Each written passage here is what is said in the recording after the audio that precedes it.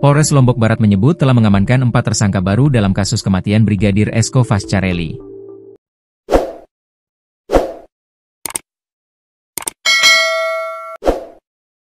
Keempat orang itu sebelumnya tercatat sebagai saksi dalam kasus tersebut dan kini ditetapkan sebagai tersangka.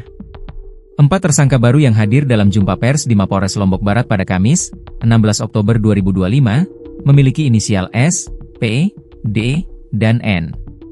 Menurut polisi, 2 dari mereka disebut bertindak sebagai Mr. X, yang membantu tersangka utama, Rizka Sintiani, membawa jenazah korban ke kebun belakang dekat tempat tinggal tersangka.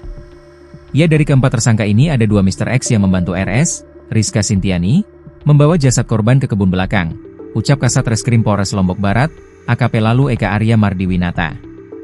Meski identitas Mr. X itu di antara keempat tersangka disebut, Eka enggan mengungkap siapa mereka sesungguhnya. Ia mengatakan masih menunggu hasil penyelidikan lanjutan sebelum membuka semuanya ke publik. Eka menegaskan bahwa keempat tersangka ini tergolong komplotan Rizka yang ikut serta dalam usaha menutupi kasus kematian Brigadir Esko. Berdasarkan perkembangan penyelidikan, penyidikan dan gelar perkara hingga penetapan tersangka S, D, P, dan N terlibat dalam upaya menyembunyikan pelaku, tegas Kasat Eka.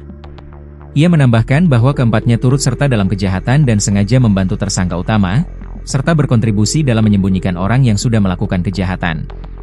Menyembunyikan kejahatan, tersangka ditangkap dan telah dibuatkan surat penangkapan. Motifnya membantu, modusnya menghilangkan jejak TKP, jelasnya.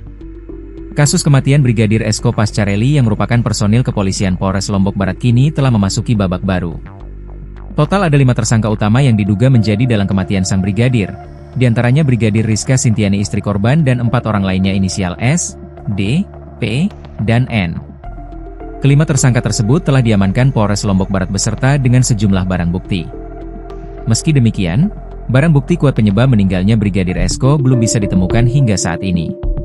Terungkap fakta, penyebab kematian Brigadir Esko adalah akibat benturan benda tumpul di bagian belakang kepala.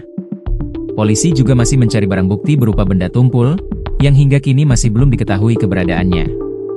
Yang membuat dia meninggal berdasarkan hasil otopsi keterangan ahli forensik, dan kemarin rekonstruksi ada beberapa luka yang ada di tubuh dan penyebab kematian benturan di bagian belakang kepala. Dan ini, barang bukti benda tumpul, masih kita cari, ucap Kasat Reskrim Polres Lombok Barat, AKP Lalu Eka Arya Mardiwinata pada saat jumpa pers, Kamis, 16 Oktober 2025. Selain benda tumpul, hasil otopsi juga mengungkap sejumlah luka-luka di tubuh Brigadir Esko, yang berasal dari senjata tajam.